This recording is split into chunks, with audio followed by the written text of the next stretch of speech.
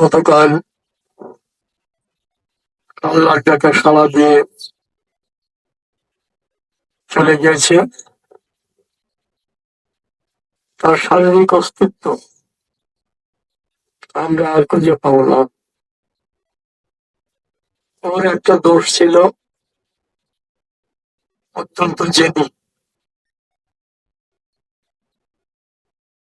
তাছাড়া তার কোনো দোষ ছিল বলে আমার মনে হয় না। তবে একটা কথা সত্য, যে রাজনীতি করতে গেলে জেদটাও থাকা উচিত, সঙ্গে সঙ্গে সামান্য ধর্মীয় একটা মানসিকতা যদি না থাকে, তার দল পরিচালনা করে অনেক সময় কঠিন হয়ে পড়ে। দেখেন চাঁদ কত উপরে, ধরা যায় না। আজকাল অন্যভাবে অবশ্য যাচ্ছে, কিন্তু চাঁদের বুকেও কিন্তু দাগ রয়েছে। এত সুন্দর জ্যোৎস্না প্লাবিত পৃথিবী, চাঁদের বুকেও রয়েছে দাগ।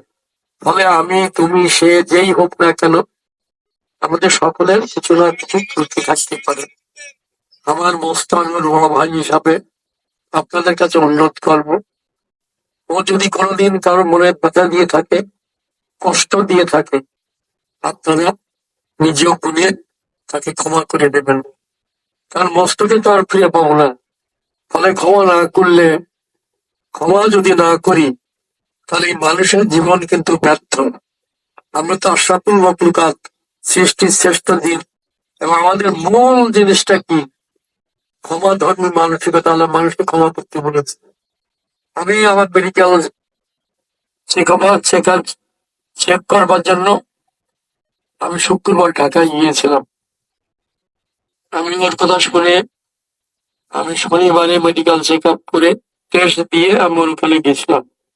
ওর জামাই ছিল, মেয়ে ছিল, ওকে দেখতে গেলাম, কিন্তু অবস্থা খুবই সংকটাপন্ন বলে মনে হয়েছিল।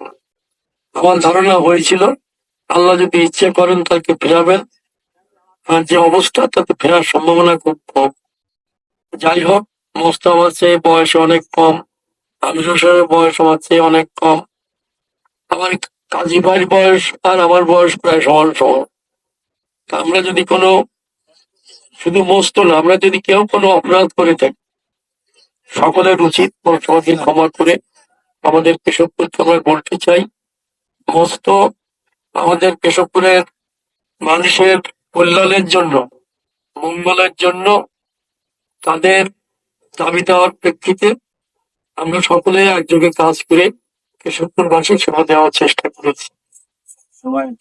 যদি সে কোনো অপরাধ করে থাকে, যদি ভুল করে থাকে, আপনারা নিজ গুণে তাকে ক্ষমা করে দেবেন। এই হচ্ছে আপনাদের কাছে আমাদের প্রত্যাশা।